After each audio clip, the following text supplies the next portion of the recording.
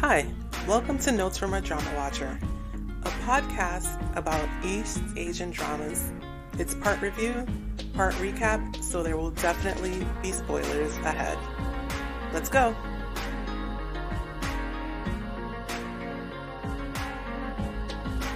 Welcome to episode 25 of Notes from a Drama Watcher. This is your host, M. Welcome if you're new. Welcome back if you've been here before. This episode's going to be, I don't know if it'll be short, but I'll just be talking about two shows in this episode. Remember You, which is the Thai version of the South Korean drama I Remember You / Hello Monster. That's episodes 2 through 7 I will be talking about here, and it can be found on Netflix. And then I'll also be talking about Bad Buddy, which is the Thai BL starring Om and Nanon. I will be discussing episodes 3 through 5 in this podcast. I really didn't watch much else because, like many Americans, I was celebrating Thanksgiving with my family. So if you also celebrated Thanksgiving, I hope you had a wonderful Thanksgiving full of health and happiness. So as I said, I'm going to start off with Remember You. Remember You, I don't think last time I read the summary on Drama List, so I'm going to do that here. It's actually very short. It's from Netflix. A genius detective teams up with a colleague to investigate a case that hits close to home, but the duo becomes entangled in a cat and mouse game. I actually think that's a really good summary because it pretty perfectly describes the show. Doc, or Tony, is a genius detective. He's actually a consultant to the team, and I and her colleagues are the actual police detectives. It does become throughout the series, at least if they continue keeping to how the Korean version is, it does become very cat and mouse because they show a lot of flashbacks going to the past where you see Doc or Tawan or Tony as a child. You see the serial killer who ultimately winds up murdering his father and kidnapping his brother, and the killer's name is Patakorn. And actually, they don't realize, now that they're in present day, they don't realize that Patakorn is actually, he's somewhere around them. They just don't know that he is actually still there, and he's actually still doing things, kind of behind the scenes. And so it does become very cat and mouse because they are trying to solve that old case, plus also new cases, without knowing actually their enemy is still around them. So actually episode 2 is filled with a lot of flashbacks so that we can really understand Tawan's character. I mentioned in the previous podcast, his father was a criminal profiler, specifically dealing with the case of Patakorn. And we see like an awareness growing within the father, and also him just being a profiler and a psychologist, thinking that Tawan had sociopathic tendencies as a child. It's really concerned him, and he took certain actions, such as, he made Tawan live in the basement of the house. I mentioned this previously. Tawan has moved back to Thailand. He is spending time in the house that he grew up in, and so it's bringing a lot of memories for him, including he makes various trips down to the basement and just remembers things as a child. They don't explicitly come out and say this, but I'm not even sure these are things he remembered previously, or if his recollection is being sparked by just being in the house and going down into the basement, because we do know that he has some traumatic amnesia from what happened after when he saw his father was killed. In episode 3, we see them investigating a case of someone who's killing women, young women, and they catch a suspect. Unfortunately, Tawan is the first one there on the scene, and because none of them really know him that well, they suspect that it might be him who did it. They were in time, however, to save the victim of the attack, and while she is in the hospital, she is visited by someone who we find out later is actually the lawyer of the suspect. And this is the lawyer who's played by Tawan. I did it again. I just realized I was calling the main character Tawan. It's Tanwa. Tae/Tawan plays the lawyer, who we will see a lot of him in the coming episodes. But he is someone who Tanwa and I don't trust, mainly because of him coming and defending this person in this episode, in episode 3, who they know attacked this woman, who, because Tawan's character is a good lawyer, here, it appears the guy is going to get off scot-free. So it leaves a bad taste in their mouth between Doc and I and the lawyer that Tawan is playing. Now, as I said, their criminal gets away scot-free, or apparently scot-free, but he really doesn't, because Tanwa, using I's credentials, basically kind of sets the guy up, or he knows that he carries drugs with him, and he winds up, the guy's flying to the Philippines, and he notifies the authorities in the Philippines to arrest him for carrying drugs, but using I's credentials. And this gets her into a lot of trouble because, of course, this is international, and her commander is, scared this might cause some kind of international incident, etc. So she gets bumped down to being a 911 call operator. She's angry and goes to confront Tanwa. She goes to meet him in his house, and he basically tricked her. He never told her the number to his house. He gave her the wrong number actually for his house, but she winds up finding him anyway. And that's his way of kind of proving that she's been there before and has basically been following him around. And she's trying to come up with all sorts of excuses, how she knew where he lives, and he's just knocking them down at every turn because he knows that she's been following him, but he doesn't know why. He doesn't recognize yet that she is the girl he knew as a child. Actually, this scene is slightly different in the Korean version, and it works a little better in the Korean version just because the Korean version is tongue-in-cheek. Because her excuse for following him as an adult is that she is his fan.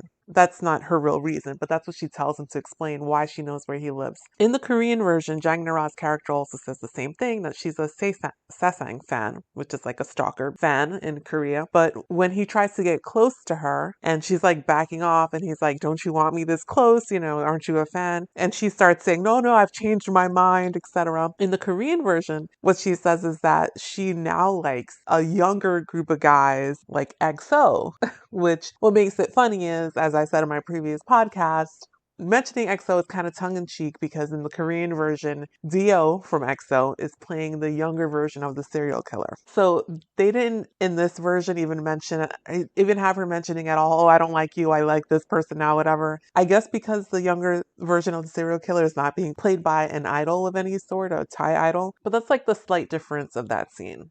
In the meanwhile, in this episode, they are still suspecting Doc of having been the one, or possibly being the one who has committed these crimes against these women, especially one of the detectives called Fab, who does not trust Tanwa at all. And anytime something happens, he suspects that Tanwa has something to do with it, whether or not Tanwa is even in the area at all. In this episode 4, Tanwa gets a call from a retired lieutenant who is someone who had continued on his own kind of to investigate the case of Patankarn, the serial killer who killed Tanwa's father, gives him a call so that Tanwa will come see him. Unfortunately, when Tanwa gets there, the retired lieutenant has been killed. But of course, now since Tanwa has been there, he is now possibly a suspect again. He does arrive there in time to tangle with the killer, though, and is himself injured in the fight.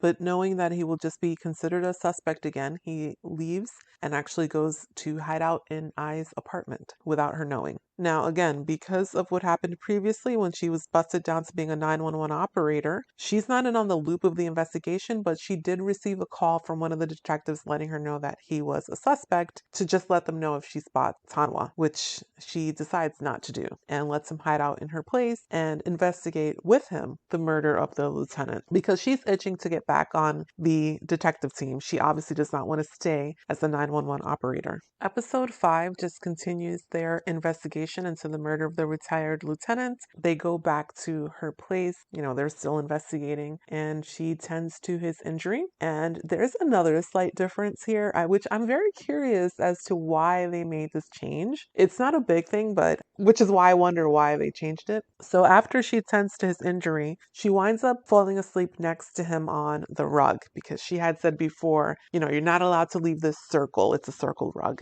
And she tends to his injury despite his protests and winds up falling asleep next to him. When he wakes up, he carries her to the bed. In the Korean version, after he's about to place her on the bed, he for some reason kind of changes his mind and almost like throws her onto the bed. It's a little bit of a running gag kind of thing that she's actually a very heavy sleeper, so she doesn't even wake up. But in the Thai version, he doesn't toss her the way he does in the Korean version, he actually places her down very gently. And I'm just curious as to why they made that choice. And when I say toss Son Gook in the Korean version, he doesn't like toss her for her to fall. It just, I can't explain it, but he just tosses her like kind of gently on the bed and she just rolls over and keeps sleeping. Over here, he doesn't even do that. It's just very gentle. In this episode, we get more flashbacks. This time it's of Ai, and we see her trauma from when she was young is that actually her father was a prison guard and was accused of being one of the people who helped Padam Karn escape. But of course, she knows her father was innocent of that. And,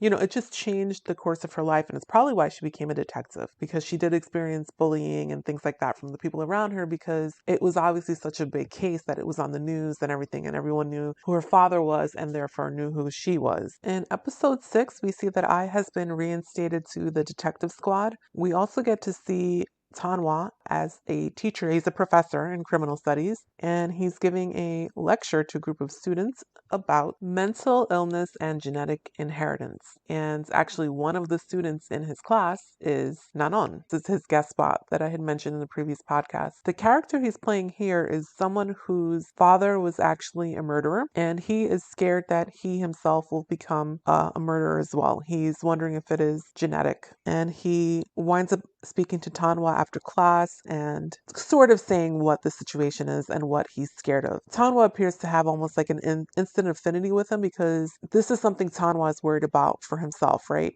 Because his father was not a murderer, but he knows that his father thought that he may have had certain tendencies within him. It's interesting for me on a personal level to watch this after having seen Nanon and Bad Buddy, because if you follow or seen me on Twitter, you know I mentioned the acting with the eyes for Nanon, and definitely you see it here. He's only here for an episode 2, and his eyes are of a wounded animal. Really. He is so absolutely scared to the core. This character is so absolutely scared to the core that he will become like his father. And he's just really looking for reassurance that even if that's in his family, that doesn't mean that that's something he has to become. He's looking for reassurance that he can be different. And he even asks Tanwa, "How do you see me?" That's a question that Tanwa has himself. He has asked Ai also at one point, "How do you see me?" So that's why I say Tanwa has an affinity for this character, because he sees in him a younger version of himself, a scared version of himself with the fears that he had when he was younger and that he really still has in many ways. And this is where, a little bit after he talks to Nanon's character, this is where he's talking to Ai and asking, "How do you see me?" Because it turns out when he stayed in her house after he was injured, he discovered a picture and then realized that she was the little girl that had followed him around when he was young, and he's questioning her as to, why did you just not tell me who you were? And he believes she was following him around because she thought that he was someone up to no good, that he may potentially be a killer himself. And that's when he kind of asks her, "How do you see me?" And she doesn't answer him at this point, which he takes as an answer in and of itself, the fact that she can't say anything to that question. Nanon's character winds up being accused of a murder. Tanwa does not believe that he did it. He doesn't believe that he has it in him to have done it, and he decides to hire Tawan's character as the lawyer for Nanon's character. And him being the lawyer means he spends time asking questions. He spends time at his bedside because Sharat's was injured. Nanon's character was injured and is in the hospital, and he's kind of in and out of consciousness. Tawan's character stays by his side as his lawyer. This also, though, causes him to have to interact with Ai, who still doesn't trust him, tells him she doesn't trust him, and to be interacting with Tanwa. These interactions are interesting because Paitai is always watching Tanwa very closely, listening closely to everything he says, watching all his reactions, and you don't know at this point why he's always watching him so closely, and it's a little unnerving, I guess, in some ways to Tanwa. He doesn't quite understand why Paitai is kind of trying to be in her circle, and you even see him Paitai getting a little bit upset sometimes when he sees how much Tanwa seems to be showing care for Nanan's character, and you don't yet understand why it is that he's upset like that, but you understand later, which I think is why I've rewatched the Korean drama so many times, because you go back and see things that you missed when you went through it the first time. You, because of your understanding at the end, you want to go back and see in the beginning the other things that you missed. Now, I said in my previous podcast, I wasn't sure how Tawan was going to do in this role, because it's actually, I think, like a pretty difficult role to pull off. And Park Bo-gum did it very well, but so far I think Tawan's really holding his own here. I really do think so. He's got a little bit of that creepy vibe that Park Bo-gum had in the beginning, and a little bit of the hurt feelings at time that show on his face. You don't yet understand why it is that he's feeling hurt, but it is there, and you understand it later, or you will understand it later as you watch the show. So he's doing well with this. Episode 7, they just continue to work on the case that Nanon's character has been accused of a killing in, and that he himself was injured in. But also in this episode, Ai is doing some reflecting and realizing that she should have answered Tanwa's question when he asked how she sees him. And she knows his fear that he thinks he might be a monster himself. So she decides that she can't just leave this question unanswered, because she knows that it's weighing on his mind. So she goes to meet him. And this is actually one of my favorite scenes in the Korean drama. And it was done well here as well, where she tells him, you know, I know you're not a monster. But before she tells him that, she tells him that she thinks he's arrogant and weird and annoying and all of these things.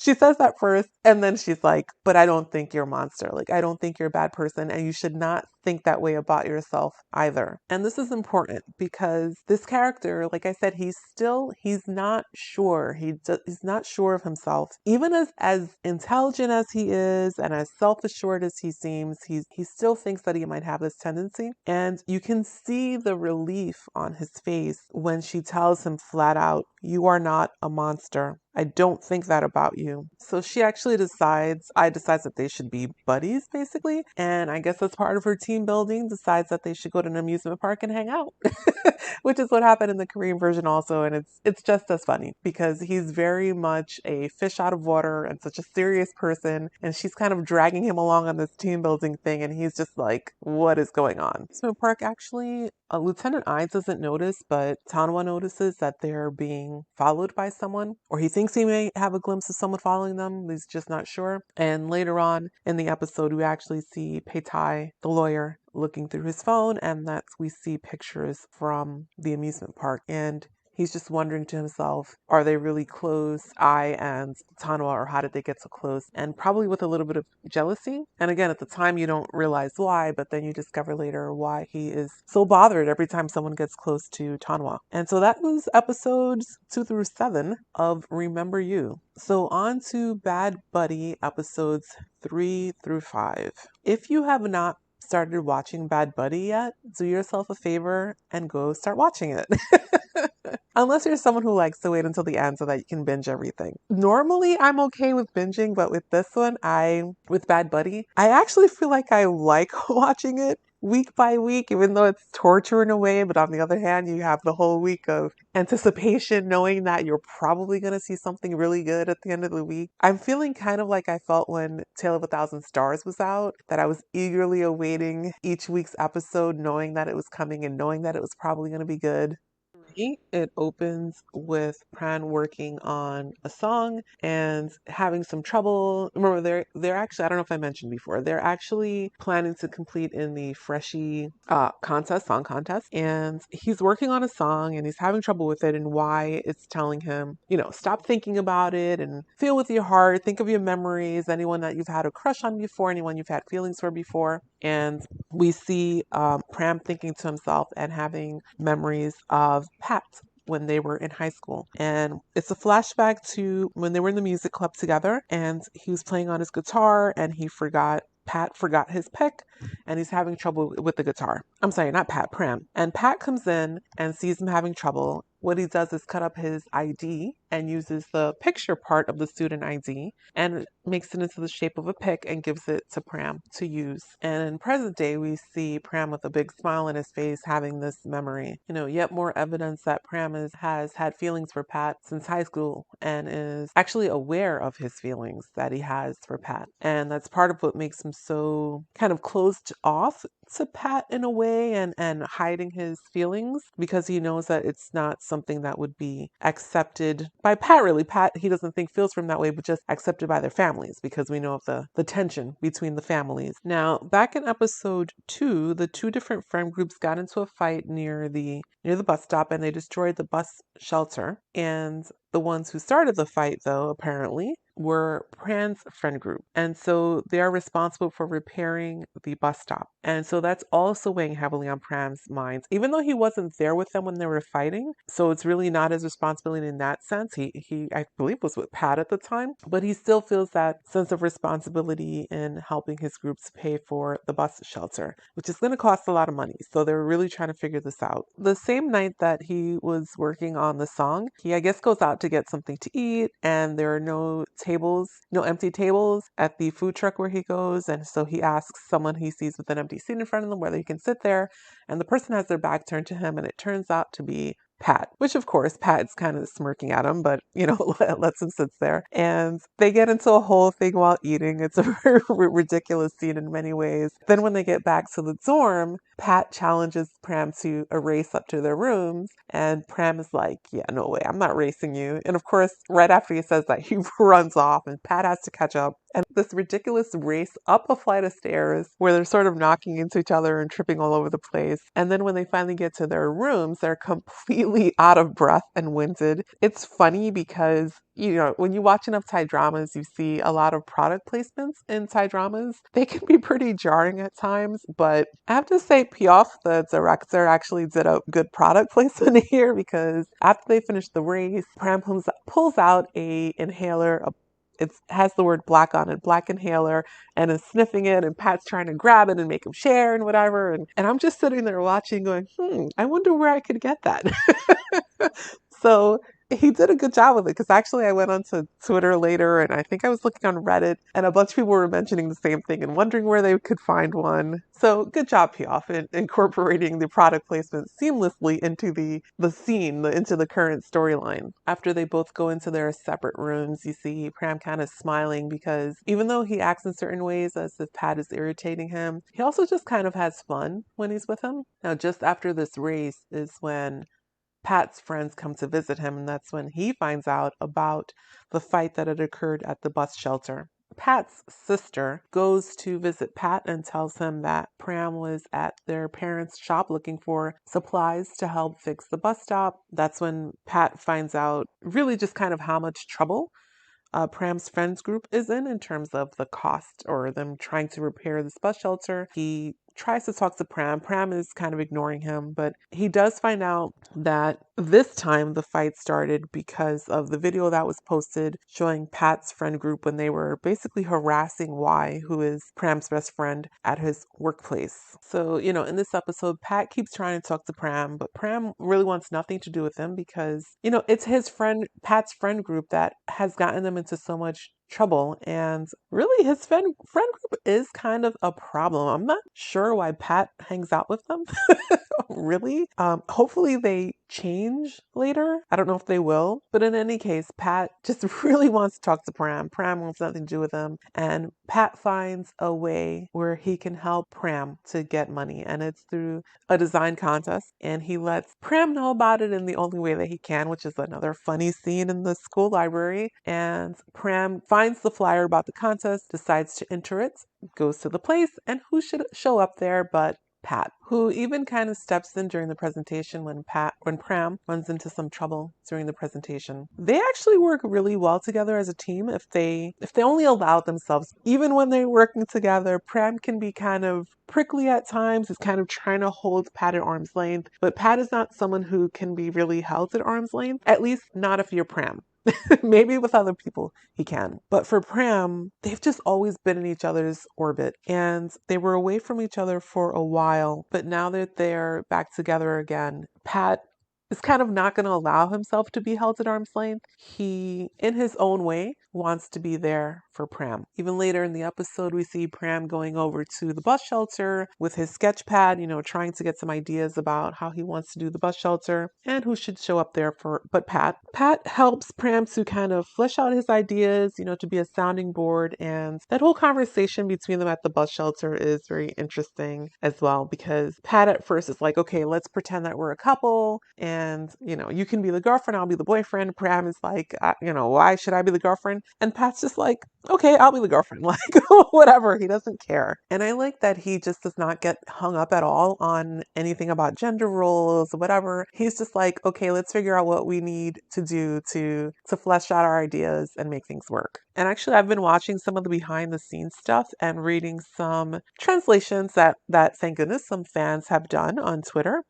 Regarding the show as a whole, but particularly in this episode. This particular scene where Pat and Pam are working together on figuring out the bus shelter at night when they're in front of the broken bus shelter. I read that Piaf, the director, said that he gave them kind of an outline, but then kind of left it up to them. So a lot of this here is actually improvisation on their part, on Ohm's part specifically, he mentioned. And I think it was cool. I really do like this scene, and I don't know how much was improvisation. It seemed like a lot from the translation that I read from Piaf, and if it was, Ohm did really well with it. But again, if there are two actors in the scene, it takes two people to make an improvisation work, right? Because it's the person doing the improvisation, but the person playing against them has to be quick on their feet to respond to whatever the first person is saying and doing in the scene. And so kudos to Ohm and Anon at this scene. Really works. It's really cute, and it really serves to show us how they are getting closer. And again, how well they can do as a team if they just allow themselves to. Building the bus stop is going to be very expensive, and they don't have the money to hire anyone.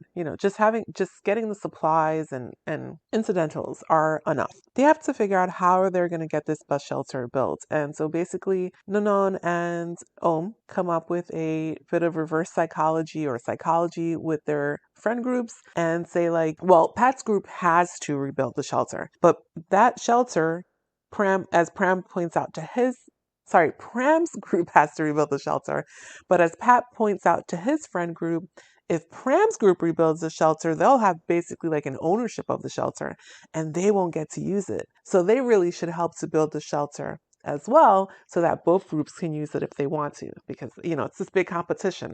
They don't want one group winning over the other, and it seems to work. And so both groups then decide to work on the shelter, and so that saves Pat's friend group the money of hiring outside. In episode 4, we get a new character introduced, and it is a girl named Ink, and the bus shelter is finished, and they're all standing around outside the bus shelter, admiring the work. And here comes Ink running up with a camera. Both Pram and Pat are like so surprised.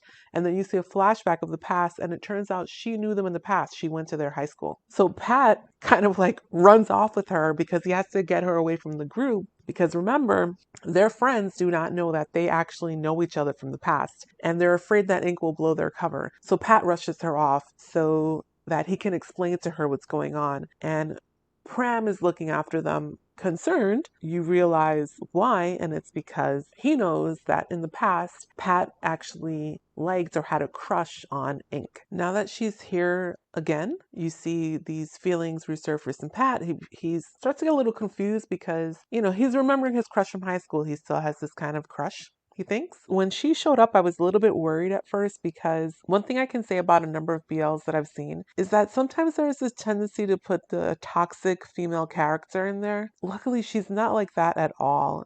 Ink is really sweet, actually, and I think she's a great character. I love her character. I already see a lot of people shipping her with Pa, who's Pat's sister. I don't know if that'll happen, but in any case, I just love that she is not toxic at all. She is friendly to both Pat and Pram, and I think actually kind of knew before they did in a way that they should be together. Pat doesn't really know. Pram knows that he likes Pat, but she sees that they are meant to be in each other's orbit. But this episode, episode 4, as well as episode 5, has just some really heartbreaking moments. Like I said, Pat has these feelings resurfacing from the crush that he had on Ink in high school, and he starts hanging around her. Prim is kind of retreating into his shell a little bit because he knows, obviously, about Pat's feelings, or he thinks he knows, but Pat is also a little worried because he sees Ink and Pram talking to each other, and he doesn't know what their conversation is about, but it looks almost like an intense, close conversation. Actually, what it turns out their conversation about is Pat, because Pram is asking Ink if she likes Pat, and she does not like Pat in that way. So in a way, it's kind of a relief to Pram, but then on the other hand, he doesn't yet know what Pat's feelings are. And at the end of this episode, Pat asks him if he likes Ink, and they both want to know if they like Ink, and they decide on the count of 3 that they're going to say whether or not they like Ink, and Pram says no, but Pat says yes. And it is so sad. And Pram's face, Nanon's face. This is where the acting with the eyes.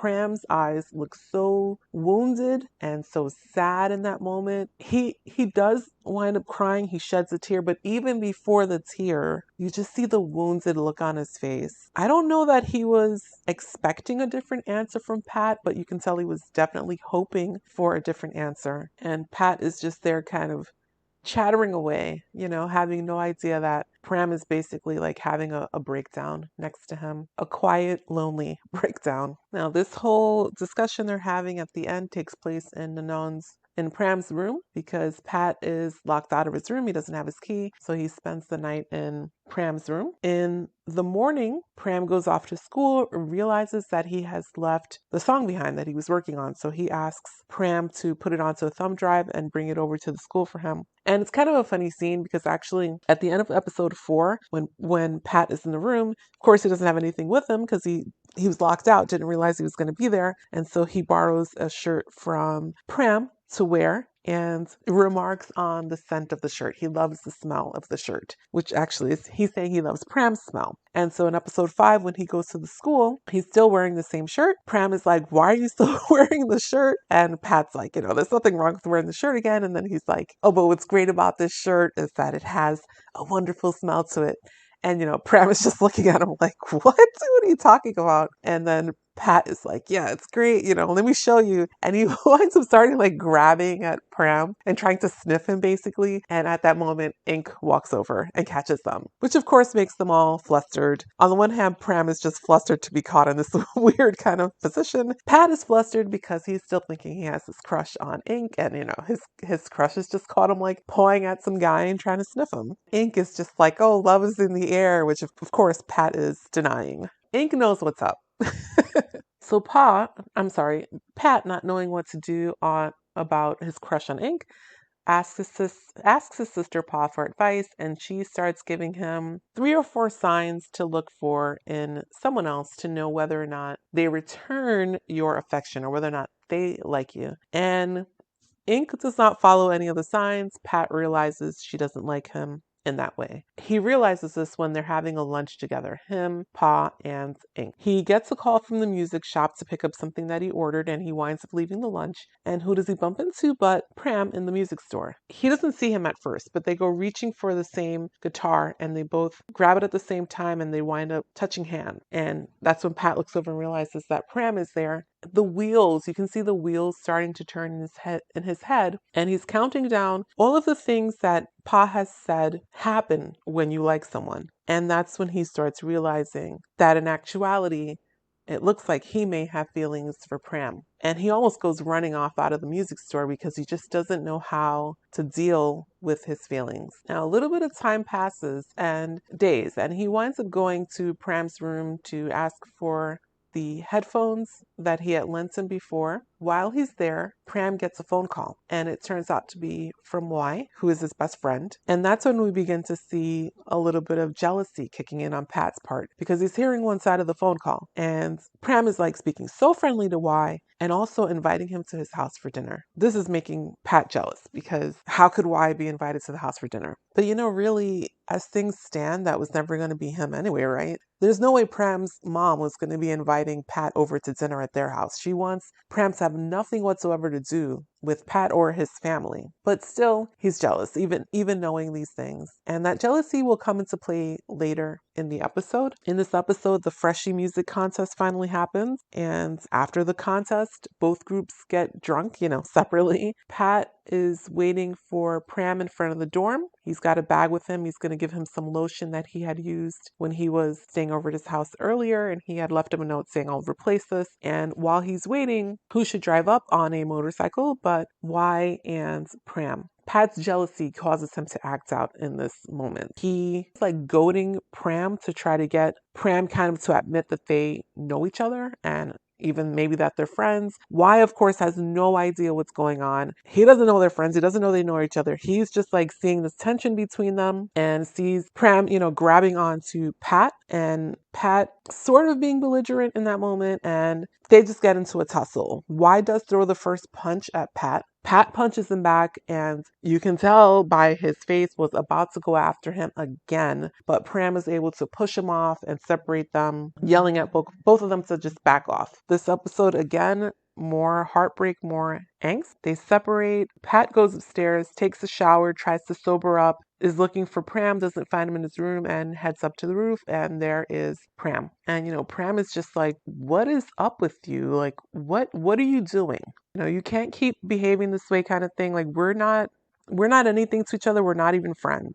Of course, Pat gets upset and is like, yeah, we're not friends. How can we be friends when our families hate each other? Like, we're not even allowed to talk to each other. And he tells them, I was so happy when you were gone. I didn't have to compete against anyone. I didn't have to watch what your GPA was. I didn't have to know what sport you were in. Pram is just standing there hurt. He's crying. Like, what is Pat saying to him? And then Pat is just like, but I was so lonely without you. And that's when, Pram turns and really looks at him. And again, acting with the eyes, both of them in this scene, this ending scene of the show, Pram, just all the hurt and loneliness and sadness that he's been feeling over the years, being separated from Pat, but also just having to hide his feelings over the years, it's all coming out in his eyes and his expression. Pat also desperate in this moment to try to reach Pram, to stop Pram from walking away, to express himself and what he's been feeling, what he's discovered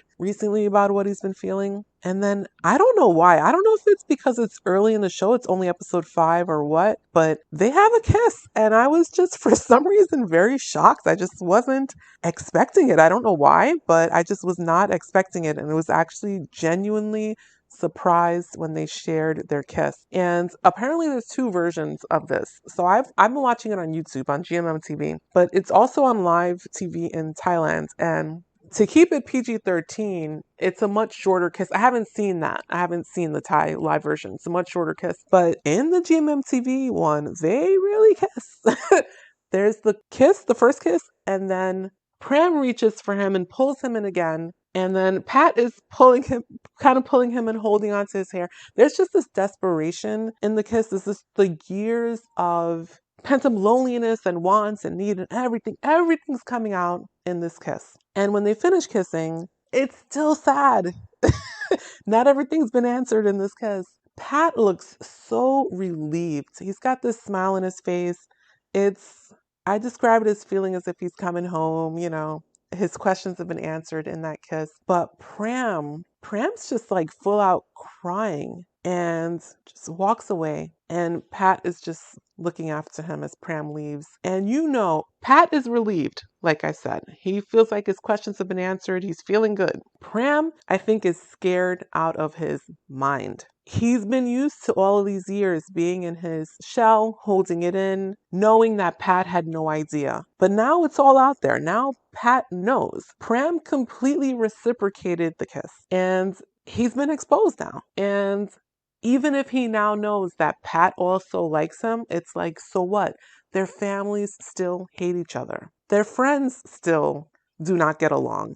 So there's just a lot of fear in Pram right now. I think he just doesn't know at all what the future holds. Even if they admit they like each other now, that doesn't mean they can actually be together. I really loved the acting in this scene, in this episode, even starting from the end of episode 4. I am so invested in this show and I'm really interested in what's going to happen next. How is Pram just gonna work through this? How is he going to find his happy ending with Pat? How is he going to find strength after he's basically been hiding all these years? How is Pat going to deal with this shift in his feelings, in his perception of Pram, in his perception of Pram in his life? Is he going to be looking back and looking at things in the past that he never noticed before, etc.? I'm just really looking forward to it. I know in some ways I'm probably preaching to the choir here because if you're listening to the podcast and you've listened this far, you're probably someone who watches BL anyway. But if you are not someone who watches BL, you should watch this show anyway. It's just good acting. In general, whether you watch BL or not, this is something with good acting in it. And good directing, because as I said, I've been reading things about Piaf and watching some behind the scenes stuff, and he gives his actors some leeway in how they portray the characters, and he's letting them improvise, etc. So just good job all around. This is based on a novel. I have not read the novel. I am so curious about Ink. I mean, anyone who's read the novel, is Ink in the original novel? Is she the same way? I'm just like, thank you so much for not making her a toxic character. I really like her a lot. I like almost all the characters. Drake's character is kind of getting on my last nerve, but Corn is the name of the character. But hopefully he improves later as well. Right now, he's honestly a bit of a bully, but maybe that'll change. And hopefully the parents will change as well because this little feud they've got going, so far it seems pretty ridiculous. I don't know if something deeper will come in later in the storyline as we go on, but right now it's a ridiculous feud that you're forcing your children to participate in as well. Again, if you're not watching Bad Buddy, I really recommend that you watch it. It's good. That's all there is to say, really. It's good. It's on GMM TV, and you can also find it on Tencent, and it is for free. So why not watch? So that is it for episode 25. As I said, I didn't think that this episode would be short because I had a lot to say about both shows. Hopefully in episode 26, I'll be discussing the next episode of Bad Buddy, episode 6, and a few more episodes of Remember You. There are a total of 16. And I might say a word or two about Happiness, which is the Korean drama starring Park Hyung-sik. Didn't talk about it here because I've only really watched a couple of episodes. I want to get a little further in before I talk about that one. Again, this is episode 25. If you want to reach out to me, you can find me on Twitter at DramaWatcher6, or you can reach me by email at dramawatchernotes@gmail.com. Thanks again. Stay safe, everyone.